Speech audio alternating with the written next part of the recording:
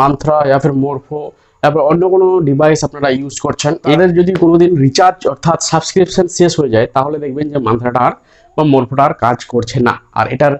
কি করা উচিত, সেটাকে কি করতে হবে, প্রথমে একটি রিচার্জ করতে হবে বা সাবস্ক্রিপশন প্ল্যান আপনাকে করতে হবে। সেটা হচ্ছে নর্মাল 100 টাকা এবং জিএসটি দিয়ে টোটাল 118 টাকা আপনার এক বছরের কিন্তু কাটবে। সেটাই আপনাদের এই ভিডিওর মধ্যে দেখাবো যে কিভাবে একটি রেজিস্ট্রেশন করতে হয় সাবস্ক্রিপশন মান্ত্রা বা মোরফোর সাবস্ক্রিপশন করার জন্য, ঠিক আছে।